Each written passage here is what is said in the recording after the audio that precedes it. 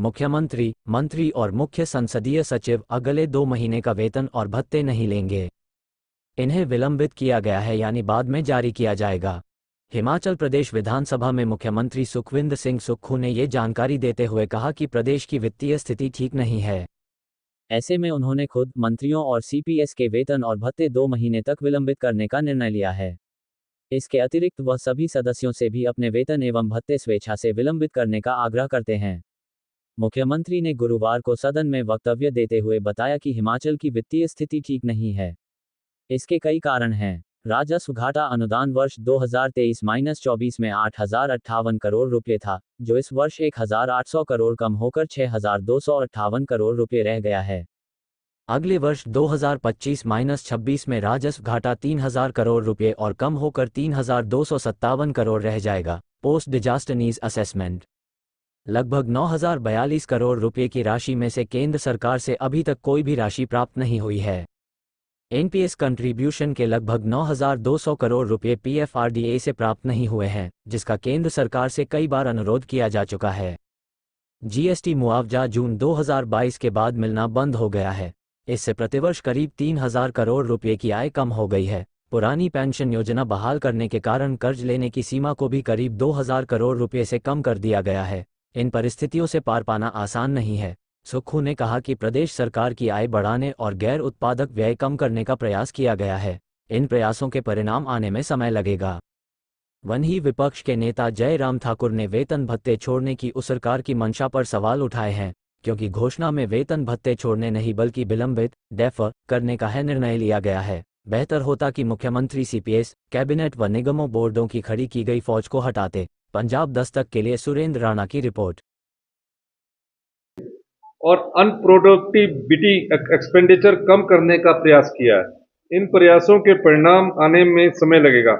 मैं आज सदन में मैंने ये घोषणा की कि प्रदेश की भीषण वित्तीय परिस्थिति के दृष्टिगत मंत्रिमंडल में चर्चा करने के बाद सभी मंत्रिमंडल वाले के सदस्यों ने ये तय किया कि जब तक प्रदेश की आने वाले समय में जो सुधार और अच्छा नजर आता है, 2 महीने तक ना पे लेंगे, ना टीए लेंगे, ना डीए लेंगे।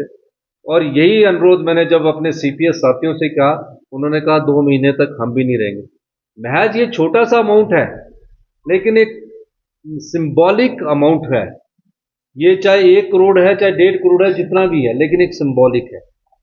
ये सिर्फ इस चीज और इसके अलावा मैंने सभी विधायकों से भी अनुरोध किया कि आप चाहते हैं, क्योंकि विधायकों के पास हम तो सरकार के लोग हैं, ये अपने जो कर सकता होगा वो भी अपनी 2 महीने तक सैलरी को रोकने की मैंने उनसे बात की है। ये सब परिस्थितियां पैदा हुई है और मेरा मानना है अगर हम जो अर्थव्यवस्था में तेजी से सुधार हुआ है, अगर इसमें थोड़ी सी भी ब्रेक लग गई तो हमारी अर्थव्यवस्था थोड़ा और चरमरा जाएगी। इसलिए हम इस पर अर्थव्यवस्था पर ब्रेक लगाना नहीं चाहते हैं। और मैं अपने सभी सरकारी कर्मचारियों और अधिकारियों से भी कहना चाहूँगा, आपका डीए हमने देना है, आपका एरियन में हमने देना है। ये सब चीज़ें साथ साथ चलती है और जल्दी ही हम, जैसे ही हमारी स्थिति में सुधार हो रहा है, अर्थव्यवस्था में बहुत तेजी से सुधार हो रहा है, कभी एक महीने ट्रेजरी कम होती है, एक महीने ज़्यादा आती है, और इस सुधार में हम बढ़ रहे हैं। चाहे ट्रांसपोर्ट सेक्टर में सुधार हो रहा है, चाहे बिजली सेक्टर में सुधार हो रहा है। अभी पिछले कल ही हमने बिजली सेक्टर में सुधार के लिए जो होटल को 1 रुपया सब्सिडी सरकार की तरफ से दी जाती थी, यानी कि सरकार होटलों को भी सब्सिडी देती है, बड़े बड़े होटलों को भी सब्सिडी देती है। अब जो 5 स्टार होटल है उनको भी हमें 1 रुपया सब्सिडी देते हैं। मैंने पिछले कल ही उस सब्सिडी को बंद करने का ऐलान कर दिया है कि किसी को भी सब्सिडी नहीं दी जाएगी कमर्शियल में। और जो गरीब आदमी है 125, उस पर हमने अभी डोमेस्टिक पर फैसला नहीं किया है। ये स्टेज 1 का फैसला है। स्टेज 2 में और कौन कौन से सेक्टर है उस पर हमारी सरकार फैसला करेगी। इस दृष्टि से आज हमने ये ऐलान किया है कि सिर्फ 2 महीने के लिए डेफर करेंगे, यानी कि 2 महीने के बाद लेंगे, 2 महीने तक नहीं लेंगे, यही बात कही है। और मैं समझता हूँ कि इस सारे विषय को लेकर के सही तो ये था कि मुख्यमंत्री जी जो अपने सीपीएस बनाए हैं जिनको हम मानते हैं कि वो अनकॉन्स्टिट्यूशनल है, मामला कोर्ट में लंबित है, उनको हटाते तो मुझे लगता है कि तब ये 2 महीने डिले करने की आवश्यकता भी नहीं पड़ती है, जो सैलरी और अनाउंसेस की अगर बात कही है उनने। लेकिन इसके अलावा शुरुआत करनी है तो उनके चेयरमैन बने हैं, उनके सीपीएस बने हैं, वहाँ से शुरुआत करनी चाहिए थी। मैं सारी चीज़ को लेकर के ज़्यादा भी कहना नहीं चाहता, मैं थोड़ा सा अध्ययन कर लूँगा क्या उनने उसमें लिखा है, क्या उनने बात कही है।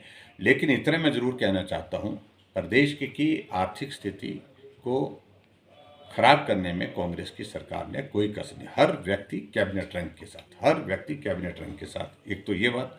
और दूसरी बात, जहाँ प्रयत्न इस दिशा में होने चाहिए, जैसे आज एक्साइज को लेकर के उनने बहुत बड़ा शोर करने की कोशिश की। हकीकत बताइए, सच्चाई बताइए, सच्चाई क्या है।